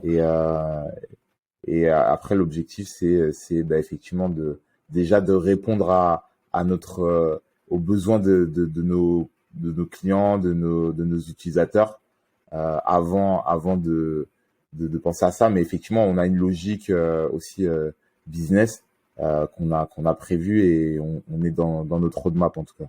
Et alors, vous faites comment pour vivre, survivre, j'ai envie de dire? Ben, on est débrouillard, hein. C'est ça, hein. Ça C'est veut la dire réponse que je voulais. qu'aujourd'hui, voilà, ça veut dire qu'aujourd'hui, euh, moi, je suis intervenant Ok, à côté. Donc, super. je suis intervenant dans une école de commerce. Génial. Donc voilà, donc ce qui me permet voilà, de me rémunérer. Et pareil, Anouret, lui, a des clients voilà, sur son statut de freelance. Ok, Voilà, donc ce qui lui permet aussi et Fahim, pareil, parce qu'on est trois associés. d'accord. Donc voilà, on est lui aussi les freelances sur la partie vidéo marketing. Ok. Et donc voilà, donc ce qui nous permet de continuer à développer le projet. Et après voilà, pour aussi que le projet continue à fonctionner, ben on a investi aussi sur des alternants, voilà, donc qui nous permet aussi voilà aussi nous dégager du temps justement pour pouvoir pérenniser le projet et développer bah, l'ambition de Ball and Connect, quoi. Génial, génial. Bah écoute, franchement, Gabdou, le temps passe, mais on pourrait passer des heures tellement tu me donnes des infos intéressantes. Je te propose de commencer à conclure. J'ai juste une dernière question qui pourrait Ok. vraiment intéresser, tu vois, les invités. Mais un point moi, franchement, que je trouve vraiment lourd, c'est vraiment bah, ta timeline, tu vois. On sent que, genre, le basket, ça a rythmé toute ta vie, tu vois, toute ta vie, tu vois. C'est, Conscient que le basket, toi? ça a rythmé toute ta vie, tu vois. C'est-à-dire, depuis 2013, t'es dedans, enfin, t'as pas lâché, et t'as vraiment construit les choses brique après brique, et ça montre aussi que tu vois qu'au final, l'entrepreneuriat, tu vois, c'est pas un sprint, quoi, c'est un marathon, tu vois. Donc, c'est ça que je trouve vraiment lourd par rapport à ton profil. Et la question que j'aimerais te poser, tu vois, je pense que beaucoup de personnes, des jeunes ou des moins jeunes, qui kiffent le basket ou n'importe quel sport, c'est comment, en fait, quel conseil tu donnerais à quelqu'un qui a envie de créer un business dans le sport? Parce qu'on ne sait pas toujours comment s'y prendre, parce que souvent on a envie d'être footballeur ou basketteur, mais on se rend pas compte très tôt qu'il y a énormément de métiers possibles ou de créations possibles autour du sport. Et comment tu ferais, toi? Si c'était à refaire, comment tu ferais? Écoute, moi, clairement, effectivement, je pense que, comme tu l'as dit, je fais partie du profil dont tu viens de parler. C'est que aujourd'hui, quand t'es plus jeune, pour toi, les profils qu'il y a, c'est footballeur, basketteur. C'est Voilà, ça. c'est les deux profils qui existent. On n'a pas conscience de tous les métiers qu'il peut avoir dans le basket et même de tout ce qu'on peut entreprendre dans le sport. Et moi, je l'ai su à force aussi d'être dans cet écosystème, mais très tardivement, parce qu'effectivement, voilà, tu as une partie où déjà tu es joueur, ça te prend beaucoup Mm. de temps, d'énergie, etc. Et que, entre guillemets, t'as pas forcément envie d'entendre parler de ce qui se passe, parce que ça te prend beaucoup d'énergie. Et en fait, moi, le conseil que je donnerais, c'est de, justement, déjà de poser des questions aussi à ceux qui font le sport. Tu vois, parce que maintenant, c'est vrai qu'avec des plateformes comme LinkedIn, etc., Clairement. tu peux très rapidement échanger avec des gens, voilà, et qui seront ravis de te donner des conseils, t'expliquer ce qu'ils font, etc., de donner de la valeur et voilà, de te permettre aussi de t'orienter. Voilà, l'information, elle est beaucoup plus, comment dire, accessible que je pense à Ah notre ouais. époque, en tout cas, voilà. Mhm. Donc maintenant, on va dire que c'est pas, on n'a plus d'excuses, mais voilà, si on fait preuve un peu de résilience, voilà, les informations, on peut les avoir. Donc voilà, c'est le premier point. Et après derrière aussi de pas hésiter à, en fait, la problématique aujourd'hui, moi je pense qu'il y a deux problématiques en France, c'est que déjà en France, mais c'est voilà, je critique pas la France, mais entre guillemets, c'est que on est un peu dans l'échec, voilà, dans Oui. cette mindset d'échec. Mhm.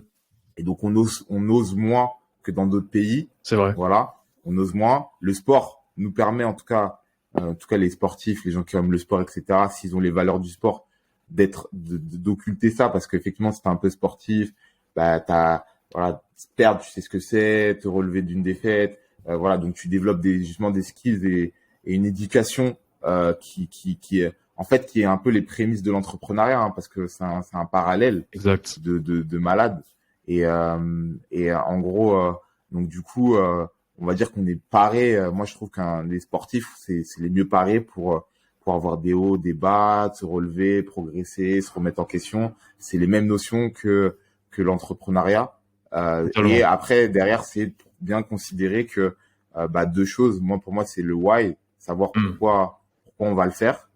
Donc ça, c'est hyper important parce que le jour où effectivement, il y a un down, comme pour le basket, c'est-à-dire aujourd'hui, ouais, pourquoi tu fais du banc, tu vas faire 2 heures de route, le coach il va te sécher sur le banc, et pourquoi tu restes, parce que tu vois, tu kiffes le basket, parce que tu veux Mm. progresser.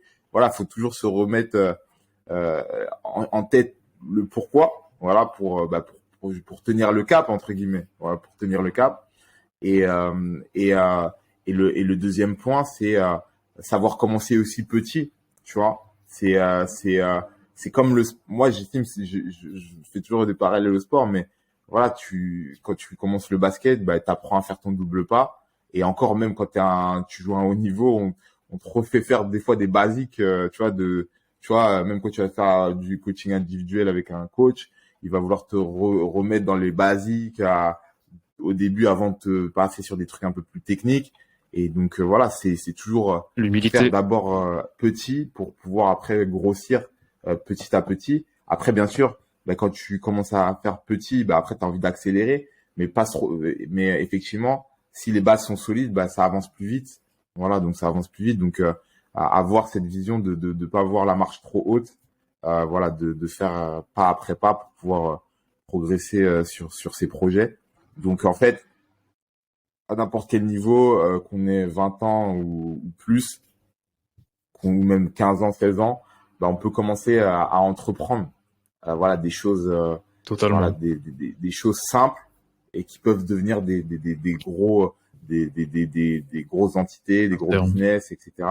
Voilà, mais il faut savoir aussi simplifier les choses, en tout cas dans son esprit, potentiellement dans un premier temps, pour faire déjà le premier pas et puis le second, puis le troisième, quoi, tout Le simplement. premier pas, le plus important. Super, super. Ok, Gabdou, ben merci beaucoup. Écoute, dernière partie là, c'est ce que j'appelle les questions quick wins. C'est vraiment des D'accord? questions où tu réponds assez rapidement. Tu vas voir, c'est assez court. T'es prêt? Ok? All Je suis right. prêt. Première question. Quel est le meilleur conseil que tu aies reçu? Le meilleur conseil que j'ai reçu, euh, c'est de savoir de jamais se mentir à soi-même. Ok, ok. Donc c'est-à-dire, qu'est-ce que tu entends par là? Bah, ce que j'entends par là, c'est de se dire, c'est en gros, bah, quand on réussit pas, de pas occulter, de dire, de dire ouais non, savoir que j'ai pas réussi, c'est une bonne chose pour pouvoir progresser quoi. Faut pas le prendre comme un échec, mais Ok, faut pas occulter voilà les choses pour pouvoir justement progresser quoi. Avoir exact. vraiment bien se connaître en fait. C'est bien se connaître. Ça, Si voilà t'as un truc à faire, si tu le fais pas, bah il faut pas se dire je le laisse de côté ou un truc comme ça. Donc ouais, se vraiment créer des se connaître quoi. excuses. Ok. Ouais, faut pas trouver des excuses quoi. Ok, ça a No du sens. excuses. Il y a mon deuxième question. Un livre à conseiller. Est-ce que tu as un livre que tu aimerais conseiller? Que ce soit entrepreneuriat, dev personnel, roman, ce que tu veux. Ouais, j'en ai plusieurs Ok, que j'ai lu. Alors putain, j'ai plus trop les noms en tête, ok, mais il y en a un alors qui est dans la négociation. d'accord. Voilà, je vais pas donner les livres dont Père riche, Père pauvre, des trucs comme Ouais, ça. vas-y. Je vais dire parce que tout le Cliché, monde les là. connaît ceux-là, mais Ouais, dans la négociation, c'est ne jamais couper la poire en deux. je vois. Voilà. Moi, À j'aime beaucoup la l'ancien agent du négociation. FBI, c'est pas ça? C'est ça, ouais, c'est ça. Ok, ça me parle. Ok, C'est cool. ça. Et en gros, parce que j'estime que la négociation, elle est tout le temps dans la vie, tu vois. C'est Clairement. que ce soit en Tous les couple, niveaux. voilà, tu négocies tout le temps, sans Totalement t'en rendre d'accord. compte. Et en tout cas, c'est un livre qui me parle beaucoup, en tout cas. Et j'estime Ok. qui est assez intéressant parce que les gens, en tout cas, qui négocient pas, ils ont toujours un a priori de la négociation. Et là, ça te permet vraiment de changer ton état d'esprit sur le comment négocier, quoi. Simplement. Got you. Troisième question. Plus grande inspiration entrepreneuriale. Ma plus grande inspiration entrepreneuriale. Exact. Euh, bon, moi, je dirais Xavier Niel Ok. parce que ouais, Xavier Niel parce qu'en fait, je l'ai rencontré et je le trouve hyper accessible. Lourd. Tu vois, D'accord. c'est-à-dire que en gros, et en fait, c'est ça qui j'en dirais deux. Je dirais Sarah Ouramoun, qui est la vice-championne olympique de boxe française. Elle était ouais, vice-championne olympique et qui maintenant est entrepreneuse. Et ouais, Xavier Niel, parce que c'est des gens que j'ai déjà rencontrés, avec qui j'ai Ok. échangé. Ok. Et en fait, ils m'inspirent parce que je les trouve hyper humbles, voilà, hyper accessibles. Ils te donnent, tu sais, ils t'apportent de la valeur, tu vois. Et ça, je trouve ça, tu sais, je trouve que c'est énorme, tu vois. C'est-à-dire que, tu sais, ils auraient, en vrai, normalement, ils ont pas le temps pour toi. C'est les gens, ils ont forcément pas le temps pour Ouais. toi. Et en fait, ils prennent le temps pour toi, tu vois. Et ça, je trouve ça trop stylé, tu vois. Ok, cool. Quatrième question. Quel est l'achat de 100 euros ou moins qui a genre le plus changé ta vie? Alors, j'ai pas entendu. Est-ce qu'il y a un achat de 100 euros ou moins qui a genre changé ta vie? Là, j'entends pas très bien. Aïe. Alors là, tu Attends deux m'entends? secondes. Je pense qu'il y a la machine Dis-moi. qui tourne derrière. Est-ce qu'il y a un achat de 100 euros ou moins qui a genre changé ta vie?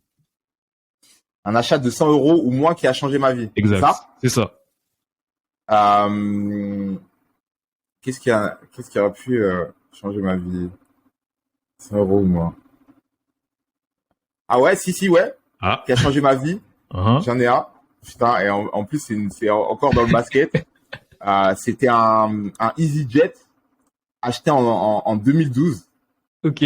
Donc, EasyJet acheté en 2012 pour aller au JO de Londres. En fait, j'avais mon cousin qui était à Londres. Ok. Et en fait, en gros, qui avait mis de l'argent pour avoir des places pour les JO. Et en fait, qui a réussi à choper France-USA. Et en Shit. fait, il a appelé son cousin qui fait du basket. Et il lui a dit, bah, prends ton billet d'avion et viens parce que j'ai les places. Lourd. Et donc, du coup, j'ai eu la chance de voir France-USA en Énorme. 2012. Et c'était un achat de moins de 100 euros. Et c'était à l'époque Énorme. du début des EasyJet, en tout cas Ouais. de leur pub en France. Tu vois. Je sais pas depuis quand Ok. ça existait, mais du coup j'avais pris un EasyJet. C'était mon premier EasyJet et qui coûtait moins de 100 euros. Ouais. Ok, Un ok. truc de ouf. Le voyage, c'est important. C'est ce qu'on va retenir. Ouais. Dernière question. Est-ce qu'il y a une musique qui te met dans un flow incroyable? Comment? Est-ce qu'il y a une musique qui te met dans un flow incroyable? Une musique? C'est ça. Euh, ouais, j'en ai plein, hein. J'en ai beaucoup. Allez, il m'en faut Bah, qu'une. moi, Là. je vais plus citer ah ben, si la chanson de avec Damso et comment ça s'appelle? Angel? Non? Comment ça s'appelle cette chanson? C'est... Ah putain, j'ai plus le nom. Bah, chante-la, hein. Chante-la Avec sinon. Dam... Hein? Chante-la pour nous. Non. Attends, c'est quoi? Une bouffée d'oxygène dans la bouche. Ça, c'est avec Kalash. Tu connais cette chanson? Moi, Kamoun. Ouais, Wakamoon. Voilà, Wakamoon. Dédicace. Wakamoon. Alors, Mais Damso non. Kalash. En ce moment, c'est celle-là que j'écoute, mais Ok. après, ça, tu sais, ça dépend des périodes, tu vois. Ok, cool. Ok, vas-y, c'est noté, lourd. Et alors, une dernière question bonus. Quelle est ta définition d'un débrouillard? Débrouillard. Ah, Mais quelle est attends, ma définition d'un débrouillard? Ok, yes. bah écoute, un débrouillard, c'est quelqu'un qui va toujours chercher des solutions, pas des excuses. Comme voilà, tu vois, Mhm. ça revient à la première, voilà, qui va toujours essayer de se remettre en question, voilà, voilà, pour s'en sortir avec le peu de moyens qu'il a, parce que aussi je pense, ça aussi, voilà, en tout cas moi, qui m'anime, c'est que voilà, aujourd'hui, on n'a pas des moyens incroyables, mais on essaye de maximiser avec le peu de moyens qu'on a, voilà, d'être efficient. Donc, moi, je pense que c'est ça un débrouillard, c'est quelqu'un qui va qui va exceller avec très peu. Impeccable, impeccable. Je valide. Bah écoute, Gabdou, merci beaucoup de ton temps, de ta transparence, de toute la valeur que tu as dégagée pour les auditeurs. C'était vraiment cool. Merci encore. Et vous les débrouillards, merci pour votre fidélité. N'oubliez pas de vous abonner, d'écraser le bouton like sur YouTube, lâchez vos commentaires, vos questions, vos feedbacks. J'y répondrai avec grand plaisir. Peace out. Merci beaucoup. Ciao.